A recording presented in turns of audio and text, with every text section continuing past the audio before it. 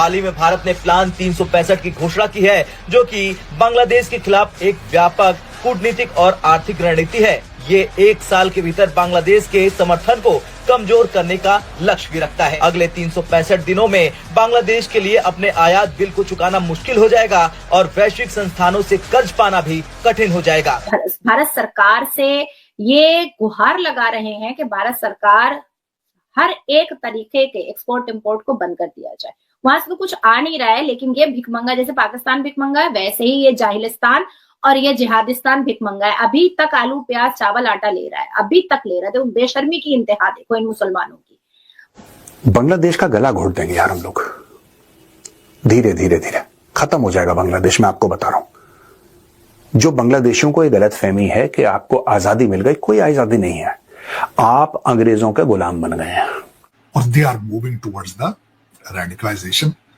ये जो कि ना बांग्लादेश के लिए अच्छा है बल्कि पूरे रीजन के लिए अच्छा नहीं है मेरे ख्याल में, क्योंकि मैं समझता हूं कि ये अल जिहाद के नारे लगाए जाते हैं। इनको चाहिए तालीम की तरफ तवज्जो दें, तालीम के जहालत के खिलाफ जिहाद करें, अपनी गुर्बत के खिलाफ जिहाद करें। कि जैसे आपने कहा कि एक्सपोर्ट रोक देनी चाहिए, हम क्यों हेल्प कर रहे हैं, उसके बाद भी सरकार उनको सप्लाई दे रही है, उनके बाद वो जो उनको फंडिंग थी दी जा रही है। लेकिन अब बात की जा रही है कि अब इनके मेडिकल जो है बंद कर दो, डॉक्टर कोई बांग्लादेशी का इलाज ना करे। जिन लोगों के घरों में बांग्लादेशी काम करते हैं उनको बायकॉट करो, ताकि इनको पता चले कि इनकी रोजी रोटी जिस मुल्क से चल रही है ये उसी के खिलाफ है। जिसको एक बार हराम के खाने की आदत लग गई भाई, वो मेहनत करके नहीं खा सकता, और इनको हराम की आदत लग गई है। आज की तारीख में बड़ा ये लोग ना रो रहे हैं।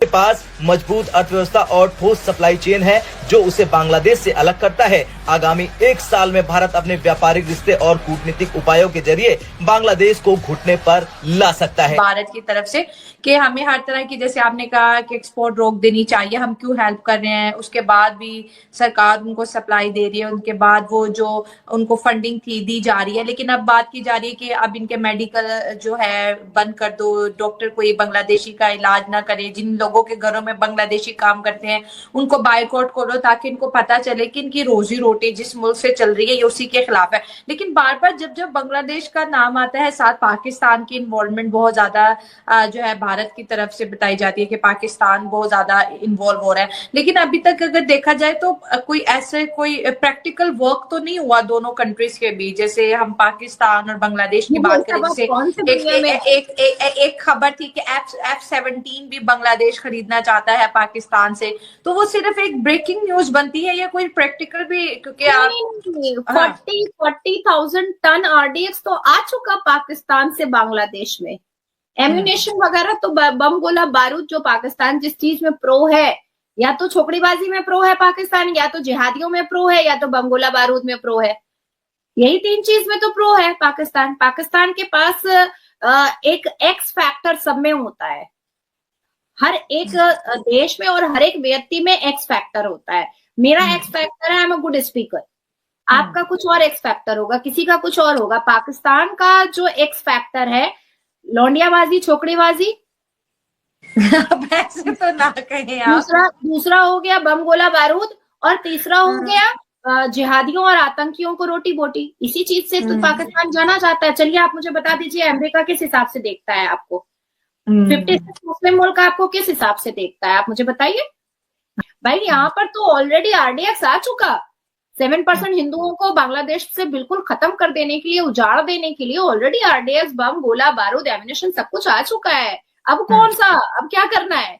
अब क्या मतलब एकदम से पाकिस्तान खुद उतर जाएगा क्या? अपने जिहादियों को तो भेज ही चुका है पाकिस्तान। मोहम्मद यूनुस शुरू में उसको बड़ा मजा आया। देखो ऐसा होता है कि जब दंगे होते हैं ना, जब फसाद होता है, तो people who are in charge they think, क्योंकि उनके हिसाब से हो रहा है, so they are feeling very happy. अरे मरने दो, कटने दो, आग लग रही है, ये मेरा पावर है, ये मेरी मॉब है। आज की तारीख में क्या हो रहा है वहां पे कि दुनिया ब्लेम कर रही है। People are blaming Mohammad Yunus because he is not able to, he is the head of state. Bangladesh army को सड़क पे होना चाहिए और लोगों को बचाना चाहिए।